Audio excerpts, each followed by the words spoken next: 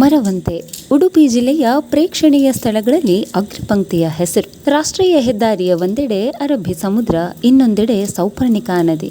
ನದಿ ಮತ್ತು ಸಮುದ್ರ ಒಂದಕ್ಕೊಂದು ಬಹಳ ಸಮೀಪವಿದ್ದರೂ ಎಲ್ಲಿಯೂ ಸೇರದಿರುವುದು ಮಾತ್ರ ರೋಚಕವೇ ಸರಿ. ನದಿಯ ತಟದಲ್ಲಿರುವ ಶ್ರೀ ವರಾಹಸ್ವಾಮಿ ದೇವಾಲಯ ಈ ಊರಿನ ಇನ್ನೊಂದು ಮುಖ್ಯ ಆಕರ್ಷಣೆ. ಲೋಕೋದ್ಧಾರಕ ಶ್ರೀಮನ್ನಾರಾಯಣನ ದಶಾವತಾರಗಳಲ್ಲಿ ಮುಖ್ಯವಾದ ವರಾಹಾವತಾರ ಮತ್ತು ನರಸಿಂಹ ಅವತಾರಗಳೆರಡೂ ಈ ದೇವಾಲಯದಲ್ಲಿ ಮೂರ್ತಿ ರೂಪದಲ್ಲಿ ದಿನಂಪ್ರತಿ ಆರಾಧನೆಗೊಳ್ಳುತ್ತವೆ. ಶ್ರೀ ವಿಷ್ಣು, ವರಾಹ, ನರಸಿಂಹ ಈ ಮೂರು ದೇವರುಗಳಿಗೆ ಇಲ್ಲಿ ಗರ್ಭಗುಡಿ ಒಂದೇ, ಆದರೆ ಪ್ರವೇಶ ದ್ವಾರ ಮಾತ್ರ ಪ್ರತ್ಯೇಕ. ಆಷಾಢ ಅಮಾವಾಸ್ಯೆಯ ದಿನ ಪ್ರತಿ ವರ್ಷ ಈ ದೇವಾಲಯದಲ್ಲಿ ವಾರ್ಷಿಕ ಹಬ್ಬವು ಬಹಳ ವಿಜೃಂಭಣೆಯಿಂದ ಜರುಗುವುದು. ದೇಗುಲಕ್ಕೆ ಸಾವಿರಾರು ವರ್ಷಗಳ ಇತಿಹಾಸ ಹಾಗೂ ಸ್ಥಳ ಪುರಾಣವಿದ್ದು, ಕೇವಲ ಕುಂದಾಪುರ ಮಾತ್ರವಲ್ಲದೆ ಜಿಲ್ಲೆಯ ವಿವಿಧ ಕಡೆಗಳಿಂದ ಭಕ್ತಾದಿಗಳು ಆಗಮಿಸಿ ಈ ದಿನ ದೇವರ ದರ್ಶನ ಪಡೆದು ಪುನೀತರಾಗುವವರಿದ್ದಾರೆ. ಅರಬ್ಬಿ ಸಮುದ್ರದಲ್ಲಿ ಈ ದಿನ ಮಿಂದು ತಮ್ಮ ಕೋರಿಕೆಗಳನ್ನು ಭಕ್ತಿಯಿಂದ ವಿಷ್ಣುವಿನ ಅವತಾರಗಳಾದ ಈ ಮೂರ್ತಿಗಳಲ್ಲಿ ಪ್ರಾರ್ಥಿಸಿದರೆ ಆ ಪ್ರಾರ್ಥನೆ ಬಹಳ ಬೇಗ ಫಲಿತವಾಗುವುದು ಎಂಬುದು ಅನಾದಿ ಕಾಲದಿಂದಲೂ ಬಂದ ನಂಬಿಕೆ. ದೇವಾಲಯದ ಇನ್ನೂ ಒಂದು ರೋಚಕ ಸಂಗತಿ ಎಂದರೆ ಇಲ್ಲಿ ವರ್ಷಕ್ಕೊಮ್ಮೆ ದೇವಾಲಯದ ನದಿಯಲ್ಲಿರುವ ಮೀನು, ಆಮೆ ಮತ್ತು ಮೊಸಳೆಗೂ ಸಹ ಪೂಜೆ ಸಲ್ಲಿಸಲಾಗುತ್ತದೆ. ಈ ದಿಶೆಯಿಂದ ಶ್ರೀ ವಿಷ್ಣುವಿನ 4 ಅವತಾರಗಳು ಒಂದೇ ದಿಕ್ಕಿನಲ್ಲಿ ಪೂಜೆಗೊಳ್ಳುವುದು ಪ್ರಾಯಶಃ ಇದೇ ಸ್ಥಳದಲ್ಲೇನು. ಶ್ರೀ ವರಾಹಸ್ವಾಮಿಗೆ ಕೃತಜ್ಞತೆ ಮತ್ತು ಗೌರವ ಸಲ್ಲಿಸುವ ಸಲುವಾಗಿ ಈ ವಿಶೇಷ ಸೇವೆ ಎಂಬುದು ಸ್ಥಳೀಯರ ಆಂಬೋಣ. ಈ ಸೇವೆಯನ್ನು ಇಲ್ಲಿ ಆಭಾರಿ ಸೇವೆ ಎಂದು ಕರೆಯಲಾಗುವುದಂತೆ. ದೇವಾಲಯದ ಪಕ್ಕದಲ್ಲಿರುವ ನದಿಯಲ್ಲಿ ಈಗಲೂ ಮೊಸಳೆ ಇದ್ದು ಸ್ಥಳೀಯರು ಅದನ್ನು ದೇವರ ಪ್ರತಿರೂಪ ಎಂದೇ ಭಾವಿಸಿದ್ದಾರೆ. ಇದನ್ನು ಸ್ಥಳೀಯರು ನೆಗಳ ಎಂದು ಕರೆಯುತ್ತಿದ್ದು, ಈ ನೆಗಳ ವಾಸಿಸುವ ನದಿಯ ಗುಂಡಿಯ ಆಳವನ್ನು ಇಲ್ಲಿಯವರೆಗೂ ಯಾರೂ ಅಳೆಯಲಾಗಲಿಲ್ಲ ಎಂಬುದು ವಿಜ್ಞಾನಕ್ಕೆ ಸವಾಲೆಸೆದಂತಿದೆ. ಉಡುಪಿಯಿಂದ ಕೇವಲ 50 ಕಿಲೋಮೀಟರ್ ದೂರದಲ್ಲಿರುವ ಅಚ್ಚರಿಯನ್ನೇ ತನ್ನೊಡಲೊಳಗೆ ತುಂಬಿಕೊಂಡಿರುವ ಮಾರಸ್ವಾಮಿ ದೇವಾಲಯಕ್ಕೆ ನೀವು ಒಮ್ಮೆ ಭೇಟಿ ನೀಡಲು ಮರೆಯದಿರಿ. ನಮಸ್ಕಾರ, ನಾನು ರಾಜಶೇಖರ್ ಹೆಬ್ಬಾರ್ ಮರವಂತೆ, ದೇವಸ್ಥಾನದ ಅಭಿವೃದ್ಧಿ ಸಮಿತಿಯ ಅಧ್ಯಕ್ಷರಾಗಿ ನೇಮಕಗೊಂಡು ದೇವಸ್ಥಾನದ ಅಭಿವೃದ್ಧಿ ಸಮಿತಿಯ ಅಧ್ಯಕ್ಷನಾಗಿದ್ದೇನೆ. ಈ ದೇವಾಲಯವು ಸುಮಾರು 2000 ವರ್ಷಗಳಷ್ಟು ಪುರಾತನವಾದಂಥ ದೇವಾಲಯವಾಗಿದ್ದು, ಇದರೊಂದಿಗೆ ಗಂಗಾಧರ ಸ್ವಾಮಿಯ ದೇವಸ್ಥಾನ ಇಂದ್ರದೇವರು ಪ್ರತಿಷ್ಠೆ ಮಾಡಿದಂಥ ಮತ್ತು ಪುರಾತನವಾದಂಥ ದೇವಸ್ಥಾನ ಎನ್ನುವಂಥದ್ದು ಐತಿಹ್ಯದಿಂದ ತಿಳಿದಿರುವಂಥ ವಿಷಯ. ವರಾಹ ವಿಷ್ಣು ನರಸಿಂಹದೇವರು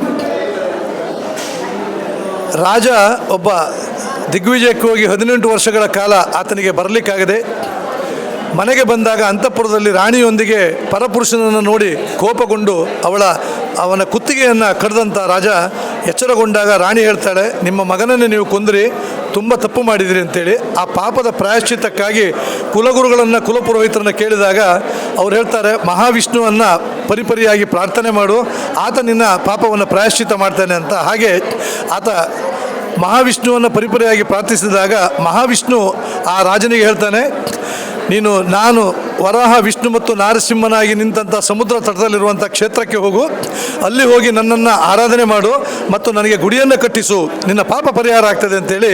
ಹಾಗೆ ದೋಣಿಯಲ್ಲಿ ಬಂದಾಗ ದೋಣಿ ಬಂದು ಈಗಿನ ವರಾಹ ದೇವಸ್ಥಾನ ಈಗ ನಾವು ನಿಂತಿರುವ ಸ್ಥಳದಲ್ಲಿ ಬಂದು ದೋಣಿ ನಿಲ್ತದೆ. ಮಹಾರಾಜ ಬಂದು ನೋಡ್ತಾನೆ, ವರಾಹ ವಿಷ್ಣು ಮತ್ತು ನಾರಸಿಂಹರ ಒಂದು ಗುಡಿ ಇರ್ತದೆ, ಚಿಕ್ಕ ಗುಡಿ. ಆ ಗುಡಿಯಲ್ಲಿ ಇಲ್ಲಿಯ ತೀರ್ಥ ಸ್ನಾನವನ್ನು, ನದಿಯ ಸ್ನಾನವನ್ನು ಮತ್ತು ಸಮುದ್ರ ಸ್ನಾನವನ್ನು ಮಾಡಿ ಪ್ರತಿ ದಿವಸ ಮಹಾರಾಜ ತಪಸ್ಸನ್ನು ಆಚರಿಸ್ತಾನೆ ಮತ್ತು ದೇವರನ್ನು ಪರಿಪರಿಯಾಗಿ ಆರಾಧನೆ ಮಾಡ್ತಾನೆ. ಅದರಿಂದಾಗಿ ಆತನ ಪಾಪ ಪ್ರಾಯಶ್ಚಿತ್ತ ಆಗ್ತದೆ. ಅಂಥ ಒಂದು ಪವಿತ್ರವಾದಂಥ ಸ್ಥಳ ಇದು. ಮಗನ ಕೊಂದಂಥ ಮಹಾರಾಜನ ಪಾಪವನ್ನು ನೀಗಿಸಿದಂಥ ಸ್ಥಳ ಆದದ್ರಿಂದ ಯಾರು ಯಾವುದೇ ಜನ್ಮಾಂತರದ ಪಾಪಗಳನ್ನು ಕೂಡ ಇಲ್ಲಿ ಬಂದು ತೀರ್ಥ ಸ್ನಾನವನ್ನು ಮಾಡಿ ದೇವರಲ್ಲಿ ಪ್ರಾರ್ಥನೆ ಮಾಡಿದರೆ ಆ ಪಾಪ ಪರಿಹಾರ ಆಗ್ತದೆ ಅನ್ನುವಂಥದ್ದು ಐತಿಹ್ಯ. ಸುಮಾರು 15 ಕೋಟಿ ವೆಚ್ಚದಲ್ಲಿ ದೇವಾಲಯ ನಿರ್ಮಾಣ ಆಗಲಿಕ್ಕಿದೆ.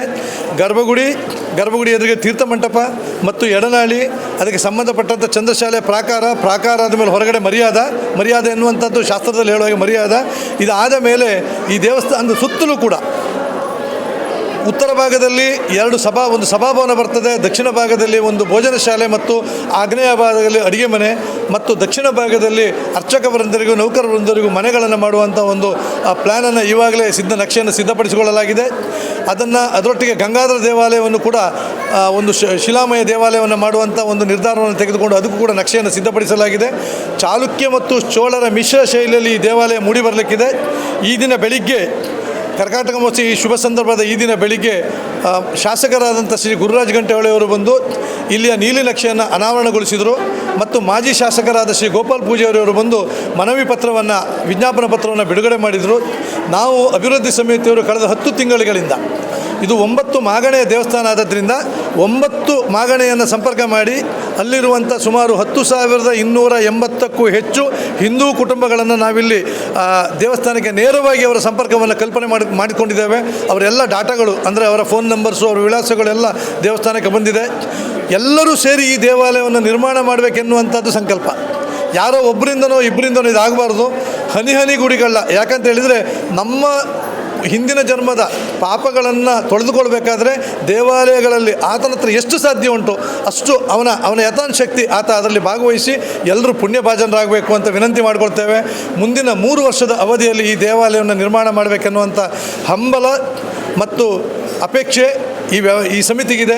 ಇದರೊಂದಿಗೆ ವ್ಯವಸ್ಥಾಪನಾ ಸಮಿತಿಯವರು ಕೂಡ ನಮ್ಮೊಂದಿಗೆ ಪೂರ್ಣ ಸಹಕಾರವನ್ನು ನೀಡ್ತಾ ಇದ್ದಾರೆ. ವ್ಯವಸ್ಥಾಪನಾ ಸಮಿತಿ ಮತ್ತು ಅಭಿವೃದ್ಧಿ ಸಮಿತಿ ಸೇರಿ ಮುಂದಿನ 3 ವರ್ಷದಲ್ಲಿ ಈ ದೇವಾಲಯವನ್ನು ನಭೂತೋ ನಭಿವಿಷ್ಯತಿ ಎನ್ನುವಂಥ ಒಂದು ದೇವಾಲಯ ನಿರ್ಮಾಣ ಮಾಡಬೇಕನ್ನುವಂಥ ಸಂಕಲ್ಪ ತೊಟ್ಟಿದ್ದೇವೆ. ಇದಕ್ಕೆ ಎಲ್ಲ ಪ್ರತಿಯೊಬ್ಬ ಭಕ್ತನೂ ಕೂಡ ಇದರಲ್ಲಿ ಭಾಗವಹಿಸಬೇಕು. ಯಾಕಂದರೆ ಹಿಂದಿನ 1000 ವರ್ಷ ಈ ದೇವಸ್ಥಾನವನ್ನು ನಿರ್ಮಾಣ ಮಾಡಲಿಕ್ಕೆ ಯಾರಿಗಾಗಲಿಲ್ಲ. ನಾವು ಈಗ ಈ ಅಭಿವೃದ್ಧಿ ಸಮಿತಿ ಏನಾದರೂ ನಿರ್ಮಾಣ ಮಾಡಿದರೆ ಮುಂದಿನ 1000 ವರ್ಷ ಮತ್ತೆ ನಿರ್ಮಾಣ ಮಾಡುವಂಥ ಅವಶ್ಯಕತೆ ಬರುವುದಿಲ್ಲ. ಆದ್ದರಿಂದ ಈ ಪೀಳಿಗೆಯವರಿಗೆ ಮಾತ್ರ ಇದೊಂದು ಸುಯೋಗ ಪುಣ್ಯ ಲಭ್ಯ ಆಗಿದೆ. ಭಗವಂತ ವರಾಹ ವಿಷ್ಣು ನರಸಿಂಹ ದೇವರು ಆ ಭಾಗ್ಯವನ್ನು ನಮಗೆ ಕೊಟ್ಟಿದ್ದಾನೆ. ಗಂಗಾಧರ ದೇವರು ಅದನ್ನು ಸದುಪಯೋಗ ಪಡಿಸ್ಕೊಳ್ಬೇಕು. ಎಲ್ಲ ಭಕ್ತರು ಭಾಗವಹಿಸಬೇಕು ಮತ್ತು ಅವರಿಂದ ಆದಂಥ ಸೇವೆ ತನು ಮನ ಧನ ಏನು ಸಾಧ್ಯ ಉಂಟು ಆ ಸೇವೆ. ಹಣವೇ ಮುಖ್ಯ ಅಲ್ಲ, ಅವ್ರು ಬಂದು ಇಲ್ಲಿ ಭಾಗವಹಿಸೋದು ಕೂಡ ಮುಖ್ಯ. ಆದ್ದರಿಂದ ಎಲ್ಲರೂ ಈ ದೇವಾಲಯಕ್ಕೆ ಬರಬೇಕು, ಅವ್ರು ಭಾಗವಹಿಸಬೇಕು, ಕೃತಾರ್ಥರಾಗಬೇಕು, ಪುಣ್ಯಭಾಜನರಾಗಬೇಕು ಅಂಥೇಳಿ ದೇವರ ಸಮ್ಮುಖದಲ್ಲಿ ಎಲ್ಲ ನಮ್ಮ ಸಮಿತಿಯವರು ಅವರಲ್ಲಿ ಪ್ರಾರ್ಥನೆ ಮಾಡಿಕೊಳ್ತೇವೆ. ಪ್ರತಿಯೊಬ್ಬರು ಭಕ್ತರು ಬಂದು ಭಾಗವಹಿಸಬೇಕಾಗಿ ವಿನಂತಿ. ಜನರಿಗೆ ಈ ಊರಿನಲ್ಲಿ ವಿಶೇಷವಾಗಿ ಆ ದೇವರ ಕೃಪೆ ಬೆಳೆ ಯಾವುದೇ ವಿಚಾರದಲ್ಲಿ ಅಂದರೆ ಬೇಸಾಯದಲ್ಲಿರ್ಬೋದು, ಯವರಿಕ ಆಗಿರ್ಬೋದು, ಮೀನುಗಾರರಾಗಿರ್ಬೋದು, ಮತ್ತು ಕಾರ್ಯಕ್ರಮದಲ್ಲಿ ಮದುವೆ ಮತ್ತೊಂದು ಏನೇನೋ ಅದೆಲ್ಲವೂ ಇಲ್ಲಿ ಅನುಗ್ರಹ ಆಗ್ತದೆ ಅಂತ ಹೇಳುವ ಒಂದು ಅಭಿಪ್ರಾಯ ಎಲ್ಲ ಜನರಿಗೂ ಹೆಚ್ಚಿನ ಸಂಖ್ಯೆಯಲ್ಲಿ ಇದೆ. 9 ಈಗ ನಾವೊಂದು ಮಾಗಣಿ ಅಂತ ಮಾಡಿದ್ದೇವೆ ಈ ಒಂದು ನಾವು ಜೀರ್ಣೋದ್ಧಾರದ ಕಮಿಟಿಯಲ್ಲಿ ಆಗಿ ಅದರಂತೆ ನಾವು ಈಗ ಮಾಡಿ ಅದನ್ನು ಇನ್ನೂ ಜಾಸ್ತಿಯ ಜನರಿಗೆ ಭಗವಂತನ ಕೃಪೆ ಸಿಕ್ಕಲಿ ಅಂತೇಳಿ ಹೇಳ್ಕೊಂಡು ನಮ್ಮ ಅಭಿಪ್ರಾಯ. ನನ್ನ ಹೆಸರು ಅಣ್ಣಪ್ಪ ಪೂಜಾರಿ. ಶ್ರೀ ಗುಡ್ಡಮ್ಮಾಡಿ ಶ್ರೀ ಸುಬ್ರಹ್ಮಣ್ಯ ದೇವಸ್ಥಾನದ ವ್ಯವಸ್ಥಾಪನಾ ಸಮಿತಿಯ ಸದಸ್ಯನಾಗಿ 15 ವರ್ಷ ಕಾರ್ಯನಿರ್ವಹಿಸಿದ್ದೇನೆ. ಹಾಗೂ ನಾನು ಕಂಡಂತೆ ಈ ವರಸ್ವಾಮಿ ದೇವಸ್ಥಾನ ಸಾಧಾರಣ ನನ್ನ 10ನೇ ವರ್ಷ ಪ್ರಾಯದಲ್ಲಿ ಸಾಧಾರಣ 40 ವರ್ಷದ ಹಿಂದೆಯಿಂದ ನಾನು ಈ ದೇವಸ್ಥಾನಕ್ಕೆ ಕರ್ಕಾಟಕ ಮಹೋತ್ಸವಕ್ಕೆ ನಮ್ಮ ತಂದೆ ತಾಯಿಗಳೆಲ್ಲ ಕರೆದುಕೊಂಡು ಬರ್ತಾಯಿದ್ರು. ಆ ಸಮಯದಲ್ಲಿ ನಾವು ಬರ್ತಾಯಿದ್ವಿ. ಅರಬ್ಬಿ ಸಮುದ್ರದಲ್ಲಿ ಸ್ನಾನ ಮಾಡಿಸಿ ಹಾಗೆ ಇಲ್ಲಿ ಸೌಪರ್ಣಿಕ ನದಿಯಲ್ಲಿ ಸ್ನಾನ ಮಾಡಿಸಿ ಪರಿಶುದ್ಧವಾಗಿ ನಾವು ದೇವರಿಗೆ ತೆಂಗಿನಕಾಯಿಯನ್ನು ಒಡೆದು ದೇವರಲ್ಲಿ ಪ್ರಾರ್ಥನೆ ಮಾಡಿ ಹೋಗುವುದು. ಹಿಂದಿನವರ ಒಂದು ಘಟನೆ ನಡೆದಿದ್ದು ನಮಗೆ ಹಂಬಲ ಇದೆ. ಯಾಕಂದರೆ 45 ವರ್ಷ ಹಿಂದಿನ ಕಥೆ. ಆಷಾಢ ಅಮಾವಾಸ್ಯೆಯ ದಿನ ಪ್ರತಿ ವರ್ಷ ಈ ದೇವಾಲಯದಲ್ಲಿ ವಾರ್ಷಿಕ ಹಬ್ಬವು ಬಹಳ ವಿಜೃಂಭಣೆಯಿಂದ ಜರುಗುವುದು. ದೇಗುಲಕ್ಕೆ ಸಾವಿರಾರು ವರ್ಷಗಳ ಇತಿಹಾಸ ಹಾಗೂ ಸ್ಥಳ ಪುರಾಣವಿದ್ದು ಕೇವಲ ಕುಂದಾಪುರ ಮಾತ್ರವಲ್ಲದೆ ಜಿಲ್ಲೆಯ ವಿವಿಧ ಕಡೆಗಳಿಂದ ಭಕ್ತಾದಿಗಳು ಆಗಮಿಸಿ ಈ ದಿನ ದೇವರ ದರ್ಶನ ಪಡೆದು ಪುನೀತರಾಗುವವರಿದ್ದಾರೆ. ಅರಬ್ಬಿ ಸಮುದ್ರದಲ್ಲಿ ಈ ದಿನ ಮಿಂದು ತಮ್ಮ ಕೋರಿಕೆಗಳನ್ನು ಭಕ್ತಿಯಿಂದ ವಿಷ್ಣುವಿನ ಅವತಾರಗಳಾದ ಈ ಮೂರ್ತಿಗಳಲ್ಲಿ ಪ್ರಾರ್ಥಿಸಿದರೆ ಆ ಪ್ರಾರ್ಥನೆ ಬಹಳ ಬೇಗ ಫಲಿತವಾಗುವುದು ಎಂಬುದು ಅನಾದಿ ಕಾಲದಿಂದಲೂ ಬಂದ ನಂಬಿಕೆ.